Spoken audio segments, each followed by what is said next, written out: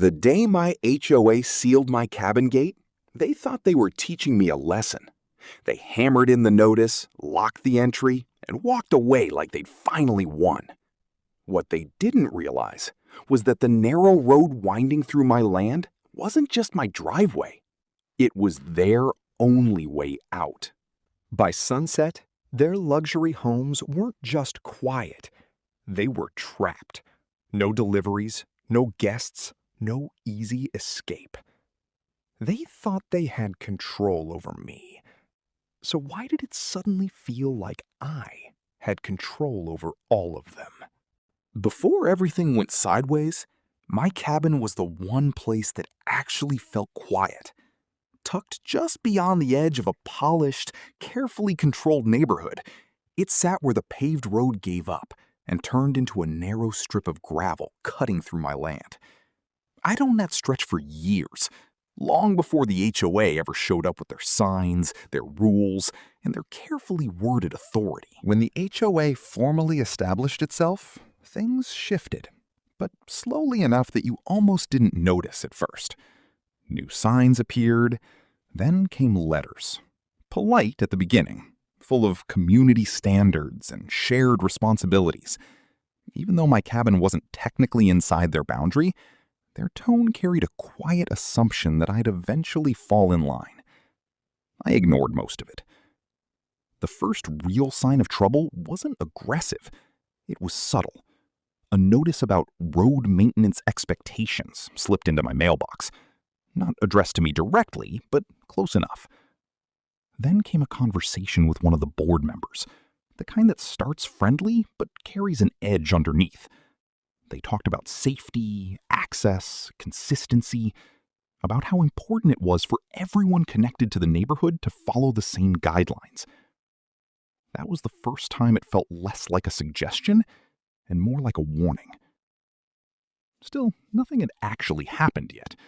No fines, no enforcement, no real conflict. Just that quiet pressure building in the background, like something waiting for the right moment to surface. And then one morning, I walked out to my gate and saw something that didn't belong there. What didn't belong there was a bright, freshly mounted notice bolted directly onto my gate. It wasn't tucked into the mailbox or slipped under the latch like the earlier letters. This one was meant to be seen. A bold header stamped across the top declared it an official enforcement action, followed by a list of violations that didn't make sense. Unauthorized row usage, non-compliant access control, obstruction of community traffic flow. For a moment, it felt like I'd stepped into the wrong place, like this couldn't possibly be about my property. But my name was there, my address, and at the bottom, a warning about escalating penalties if corrective action wasn't taken immediately. The quiet I used to enjoy suddenly felt different, heavier. At first, I treated it like a mistake, something bureaucratic, something that could be cleared up with a simple conversation. But when I reached out, the response didn't come with confusion or apology. It came with confidence. A firm, almost rehearsed explanation that the road crossing my land had become functionally integrated into the neighborhood's infrastructure, that my gate, my control over that road, was now considered a disruption to the community's accessibility. That was the moment everything shifted, because it wasn't just a misunderstanding. They were redefining my property as part of their system. I didn't agree, and I didn't comply. I kept the gate as it was, locked when I wanted it locked, open when I chose. It had never been an issue before, and I wasn't about to pretend it suddenly was. That's when the fines started. The first one arrived a few days later, not large, but deliberate, enough to send a message. It cited the same violations as the notice, with an added line about continued non-compliance leading to daily penalties. I still thought it would stop there, that reason would eventually win out. But it didn't. The second fine came faster, then a third.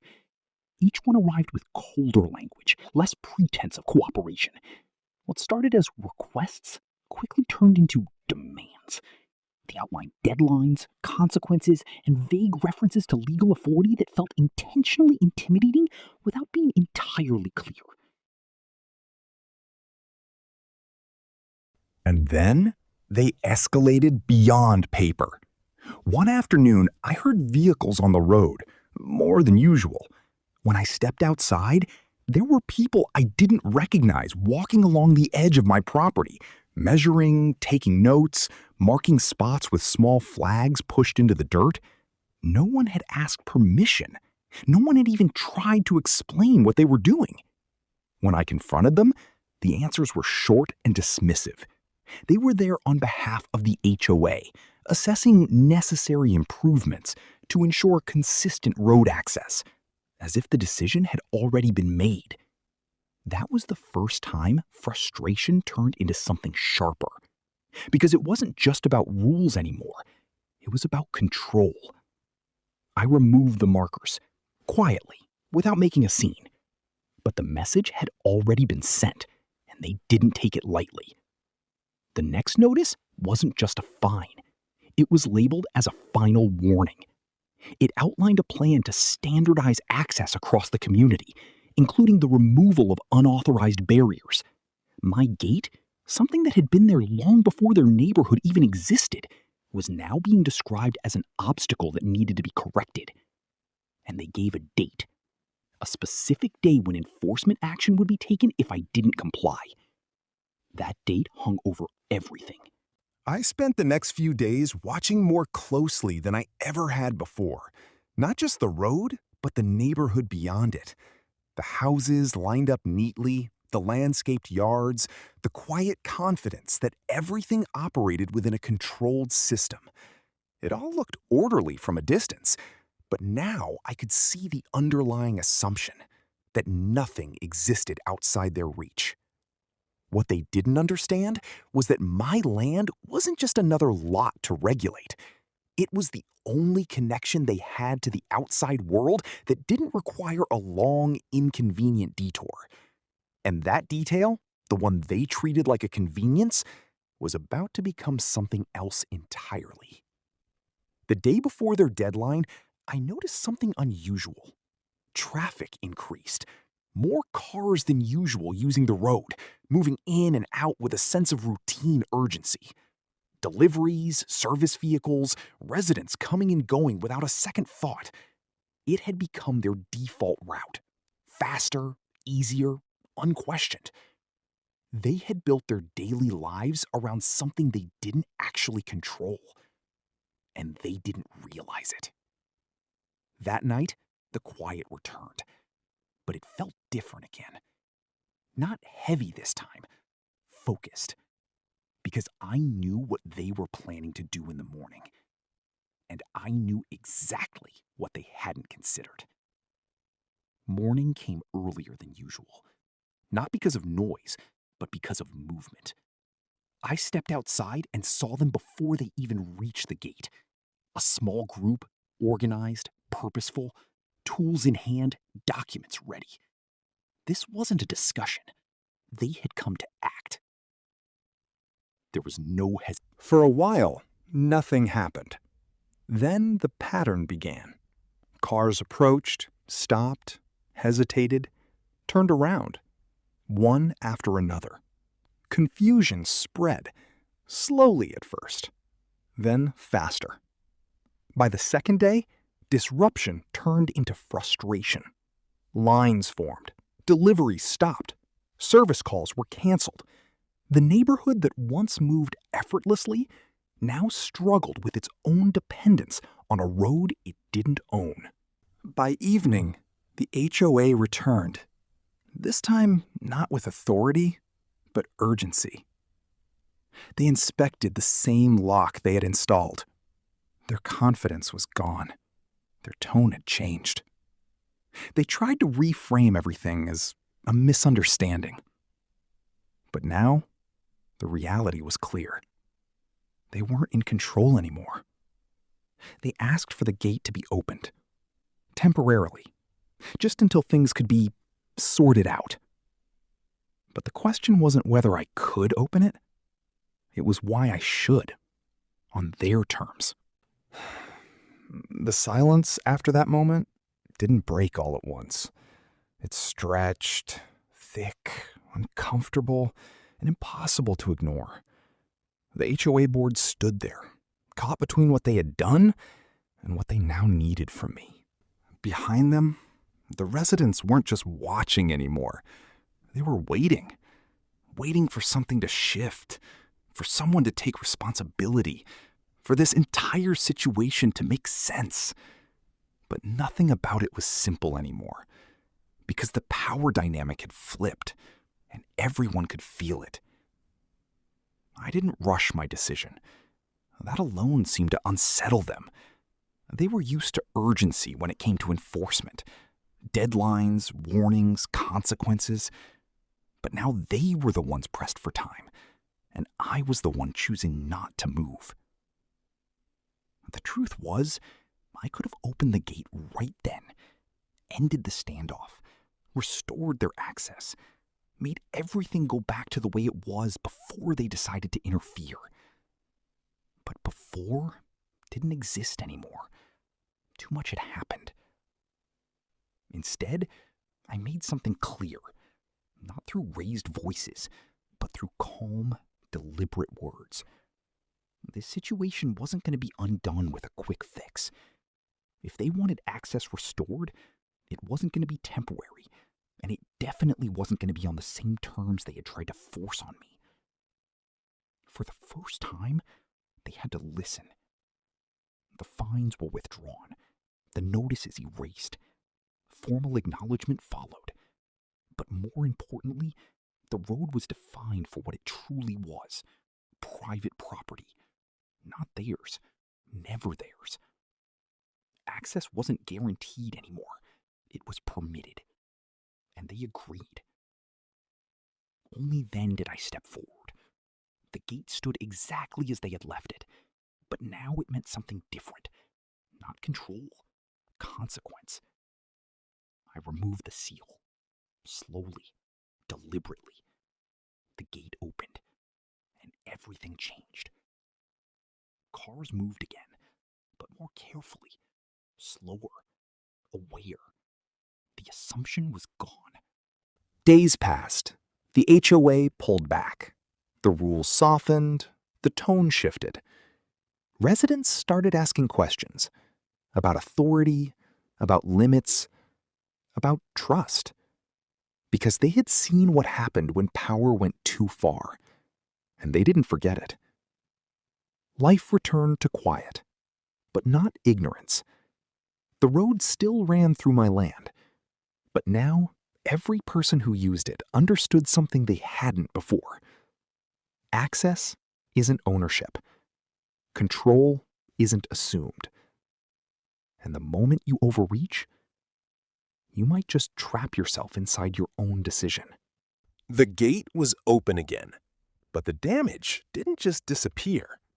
If anything, that's when the real consequences started showing.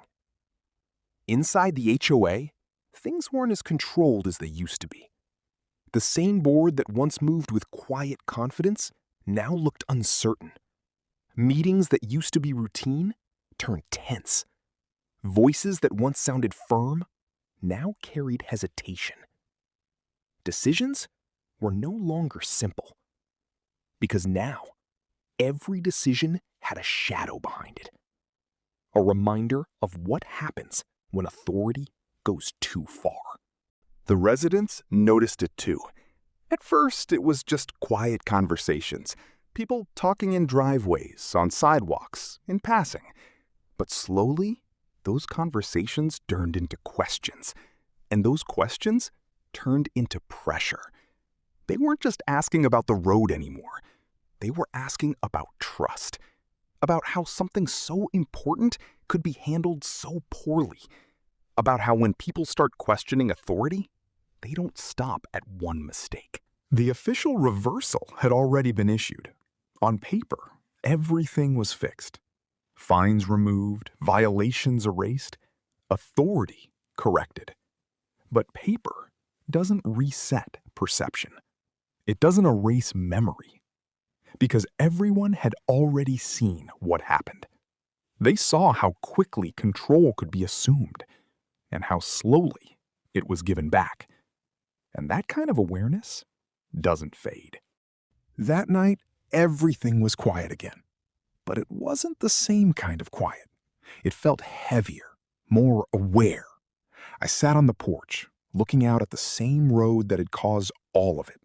The same road that had been ignored for years, until someone decided to control it. It wasn't anger anymore. It was clarity. Because situations like this don't just show you what others are willing to do, they show you what they believe they're allowed to do. The next morning, the road was empty. No rush, no shortcuts, no movement. Just silence. And for the first time in a long time, it felt like the road belonged exactly where it was supposed to.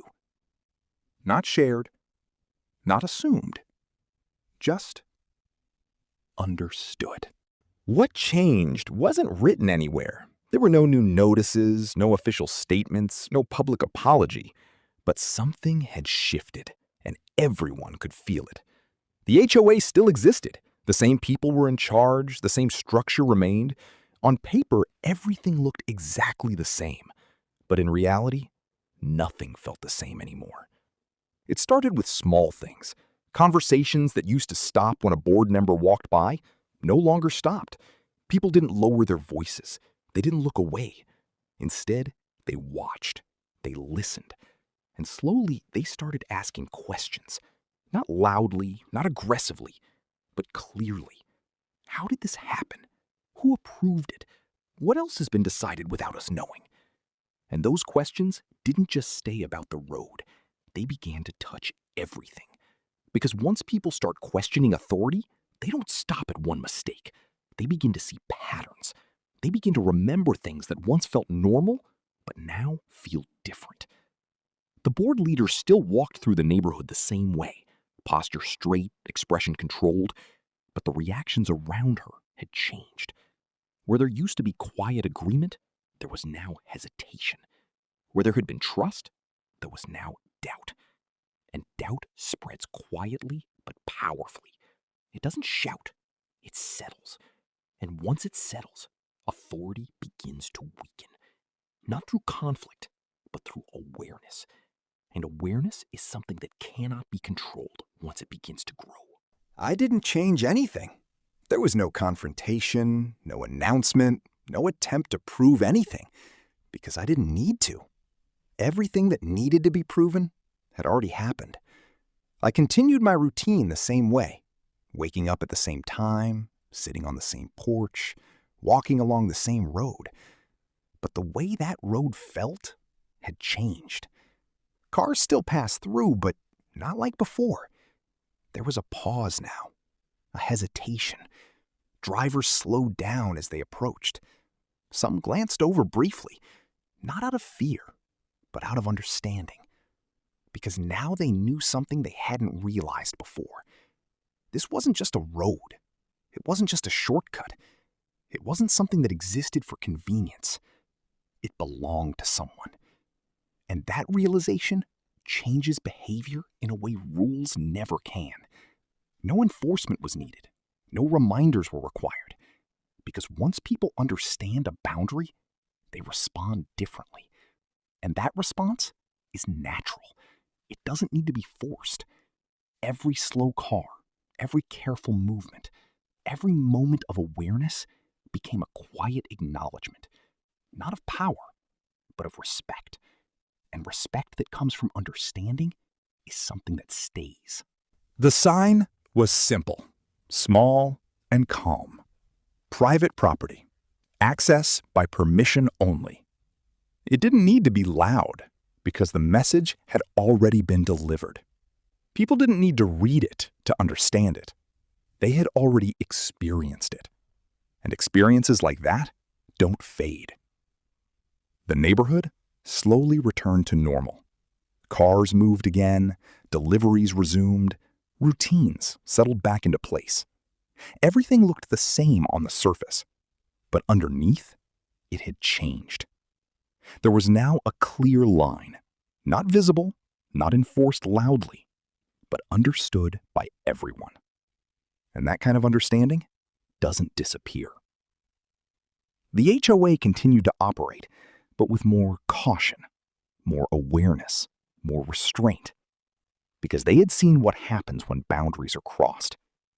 And more importantly, everyone else had seen it too.